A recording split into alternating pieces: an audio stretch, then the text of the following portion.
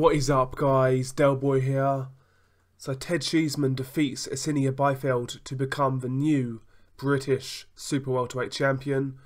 It was a very entertaining, one-sided fight. That's how I would describe it. Apart from the first round, you can't really score any rounds to Asinia Byfield, I've got to be honest.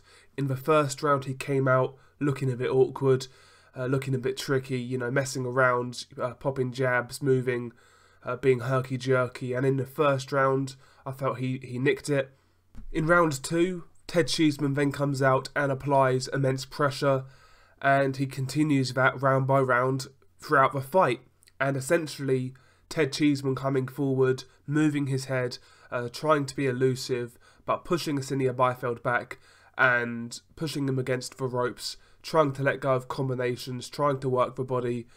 You know, coming forward, Ted Cheeseman was just giving Asinia Byfield too much to think about, and it was a slow beatdown. Ted Cheeseman dropped Byfield in, I believe, round 5. Right hand caught him kind of off balance going backwards, and it dropped Byfield. Byfield was also hurt a few times in this fight, but Ted Cheeseman could never really get him out of there, and that is testament to the chin of Asinia Byfield and his toughness and his conditioning and, you know, survival skills. He definitely came to fight, but he was outgunned. You know, Ted Cheeseman's variety in his offense and his creativity in his offense, you know, it gave Asinia Byfield far too much to contend with, and he wasn't ready for it. Not only that, the sheer output of Ted Cheeseman, again, he set a pace that was far too hard for Asinia Byfield to really contend with, especially given his style. You know, Byfield is the type of guy who likes to maintain range. He likes to pick and prod and kind of find those counter shots. When he's not being given time, when he's being worked, you know, that's when his style tends to come undone. And that's what happened tonight. As the fight wore on, especially in the last couple of rounds, you know, you could have easily made the case that his corner should have pulled him out, because he was taking a bit of a beating at times, taking some big body shots, some flush punches upstairs as well. You know, he took a bit of a beating tonight, but to his credit, he took his punishment, and, you know, he's a tough guy, so he deserves credit for that. But Ted Cheeseman, a level above. And going into this fight, that's how I saw it. I was kind of surprised. There was a few people in my comments who said that Cheeseman was just a basic come-forward fighter.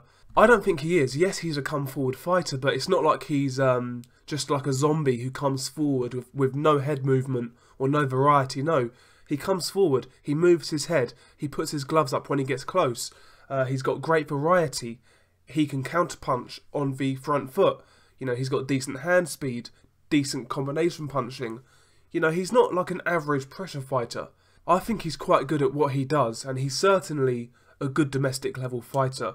Going past domestic level, I mean, that remains to be seen. I think defensively, he does have flaws. He is there to be hit at times, and he does get hit in most fights. So, you know, above domestic level, that could be a problem. Not only that, obviously, he has a defensive problem, but he has the type of skin that will cut very easily. He's very fair-skinned, and again, against a guy who is finding the target more regularly, his face will mark up terribly, and I'm telling you that now.